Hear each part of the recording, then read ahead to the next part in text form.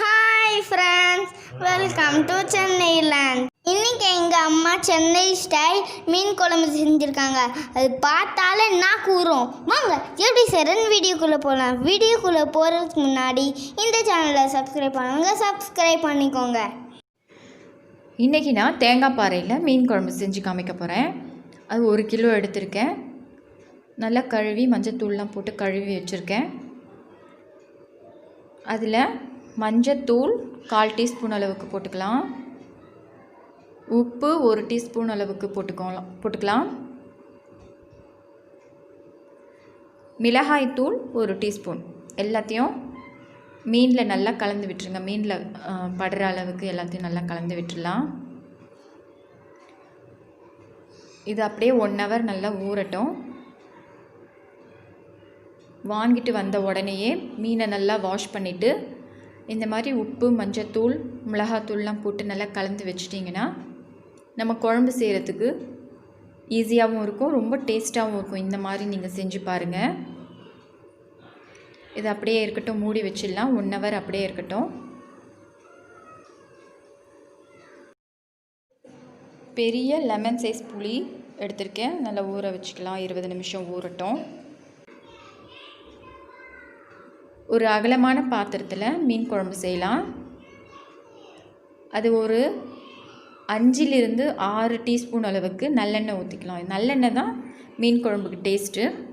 எண்ணெய் நல்லா காஞ்ச உடனே 1 டீஸ்பூன் கடுகு, 1/4 டீஸ்பூன் அளவுக்கு வெந்தயம் போட்டு நல்லா பொரிச்சிக்கலாம். நல்லா பொரிஞ்சதுக்கப்புறமா சின்ன வெங்காயம் 1 கப் அளவுக்கு எடுத்திருக்கேன். பூண்டு 2 பச்சை மிளகாய் கீரி போட்டுக்கலாம். எல்லாத்தையும் போட்டு நல்லா வதக்கிக்கலாம். சின்ன வெங்காயம் தான் குழம்புக்கு டேஸ்ட்டு கொடுக்கும், அதனால் மிஸ் பண்ணாமல் சின்ன வெங்காயமே நீங்கள் போட்டுக்கோங்க. கருவேப்பிலை கொஞ்சம் போட்டுக்கலாம், இன்னும் நமக்கு ஃப்ளேவர் கொடுக்கும். சின்ன வெங்காயம் நல்லா வதங்கினதுக்கப்புறமா தக்காளி சேர்த்துக்கலாம். சின்ன வெங்காயம் நல்லா வதக்கிக்கிட்டே இருக்கலாம். இப்போது ஓரளவுக்கு வதங்கிட்டுருக்கு. இப்போது 2 தக்காளி நல்லா பொடிசாக அரைஞ்சி வச்சுருக்கேன். அதையும் போட்டு நல்லா வதக்கிக்கலாம். தக்காளி நல்லா வதங்கினதுக்கப்புறம் உப்பு, மிளகாத்தூள் போட்டுக்கலாம். அதுக்குள்ளே நம்ம புளியை கரைச்சி வச்சிடலாம். நான் அரிசி களைஞ்ச தண்ணியை சேர்க்குறேன். மீன் குழம்புக்கு அரிசி 2-3 வாட்டி கழுவிட்டு அதுக்கப்புறம் நல்ல தண்ணி ஊற்றி வச்சுருக்கேன். அந்த தண்ணியை நீங்கள் மீன் குழம்புக்கு எடுத்துக்கிட்டிங்கன்னா அவ்வளோ டேஸ்ட்டாக இருக்கும். அதுதான் இப்போ நான் சேர்க்க போகிறேன், அரிசி களைஞ்ச தண்ணி. எந்தளவுக்கு உங்களுக்கு குழம்பு வேணுமோ அந்தளவுக்கு நீங்கள் தண்ணி சேர்த்துக்கோங்க. நான் 1 கிலோவுக்கு நல்லா பெரிய சைஸ் புளி எடுத்திருக்கேன் நான். இது கரெக்டாக இருக்கும் எனக்கு. இப்போ தக்காளி நல்லா வதங்கிடுச்சு. உப்பு போட்டுக்கலாம். கல் உப்பு தான் சேர்க்கணும் இதுக்கு. இப்போ மிளகாய்த்தூள் காரத்துக்கு ஏற்ற மாதிரி போட்டுக்கோங்க. இப்போ 3 டீஸ்பூன் அளவுக்கு நான் சேர்க்குறேன். என்னோடய மிளகாய்த்தூள் ரொம்ப காரமாக இருக்கிறதுனால 3 டீஸ்பூன் போதும். மிளகுத்தூள் 1 டீஸ்பூன் அளவுக்கு போட்டுக்கலாம்.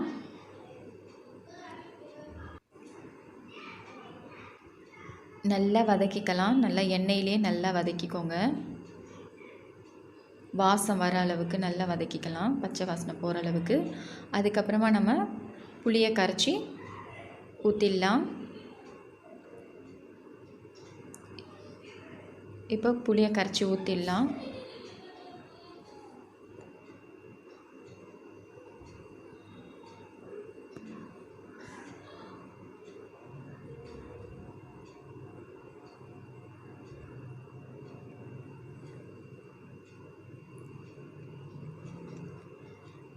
மஞ்சத்தூள் கொஞ்சமாக போட்டுக்கலாம், 1/4 டீஸ்பூன் அளவுக்கு.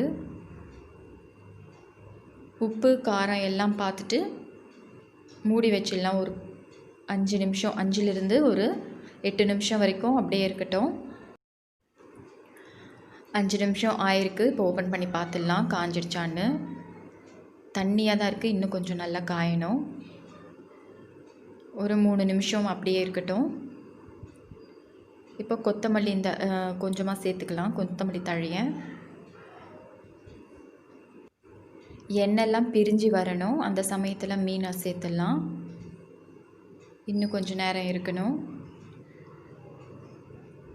எண்ணெய்லாம் நல்லா பிரிஞ்சு வந்திருக்கு. இப்போ நம்ம மீனை சேர்த்துடலாம். கொஞ்சம் கொஞ்சம் ஒன்று ஒன்றா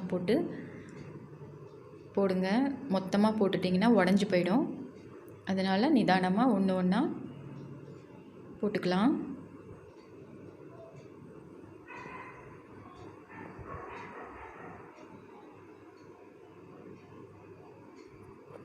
இந்த மாதிரி எல்லாத்தையும் போட்டதுக்கப்புறமா கரண்டியால் கலக்கக்கூடாது. இப்போ நான் செய்கிற மாதிரி 2 பக்கமும் நல்லா குலுக்கி விட்டுருங்க. இந்த மாதிரி பண்ணிங்கன்னா மீன் துண்டுகள்லாம் உடையாது. மீன் உடையாமல் நமக்கு நல்லா கிடைக்கும். கொத்தமல்லி தழை கொஞ்சம் போட்டுக்கலாம்.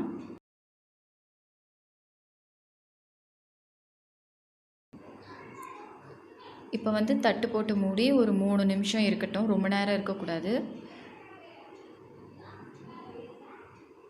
மீன் சீக்கிரமாகவே வெந்துடும். அதனால் ஒரு 3 நிமிஷம் மாதிரி இருக்கட்டும். குழம்பு சூப்பராக ரெடி ஆயிடுச்சு. இதே மாதிரி நீங்களும் வீட்டில் ட்ரை பண்ணி பார்த்துட்டு எனக்கு கமெண்ட் சொல்லுங்கள். இந்த வீடியோ உங்களுக்கு பிடிச்சிருந்தா லைக் பண்ணுங்கள், ஷேர் பண்ணுங்கள், சப்ஸ்கிரைப் பண்ணுங்கள், மறக்காமல் பெல் பட்டன் அமைக்கிறீங்க. தேங்க்யூ ஃபார் வாட்சிங்.